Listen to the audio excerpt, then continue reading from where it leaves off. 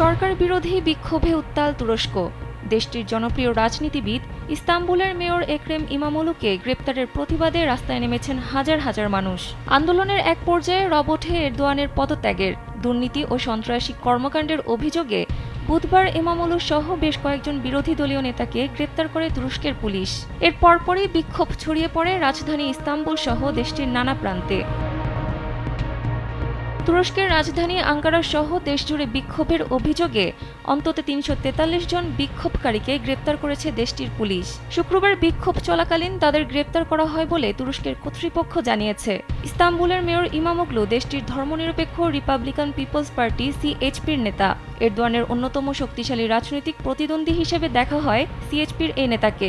আগামী প্রেসিডেন্ট নির্বাচনে তাকে এরদোয়ানের গুরুত্বপূর্ণ প্রতিদ্বন্দ্বী হিসেবে দেখা হচ্ছে। সম্প্রতি রাজনীতিবিদ, সাংবাদিক এবং ব্যবসায়ী সহ দেশটির শতাধিক নেতাকর্মীকে গ্রেপ্তার করেছে এরদোয়ান নেতৃত্বাধীন প্রশাসন। এখন যে কোনো ব্র্যান্ডের পুরাতন এসি বদলে নতুন ওয়ালটন এসিতে উপভোগ করুন 25% ছাড়।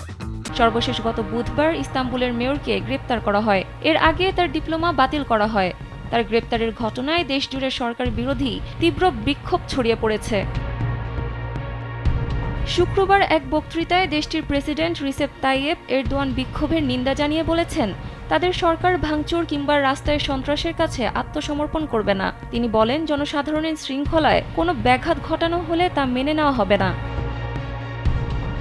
এদিকে বিক্ষোভকারীরা মেয়রের গ্রেপ্তারকে রাজনৈতিক উদ্দেশ্য প্রণোদিত আখ্যা দিয়ে তার দ্রুত মুক্তি এবং এরদোয়ানের পদত্যাগের দাবি তুলেছেন।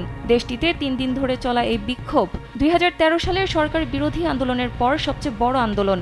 সরকার বিরোধী এই বিক্ষোভ সামলাতে দেশটির আইনশৃঙ্খলা বাহিনীকে রীতিমতো হিমশিম খেতে হচ্ছে।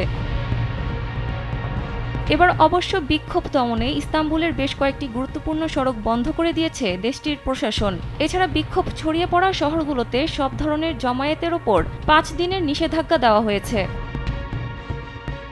গত ২২ বছর ধরে প্রধানমন্ত্রী এবং প্রেসিডেন্ট হিসেবে তুরস্কের ক্ষমতায় আছেন এরদোয়ান। ক্ষমতার মেয়াদ নিয়ে আইনি বাধা থাকায় সংবিধান পরিবর্তন ছাড়া ২০২৮ সালে আবারও প্রেসিডেন্ট প্রার্থী হতে পারবেন না তিনি। সানজিদা ইসলাম, কালবেলা।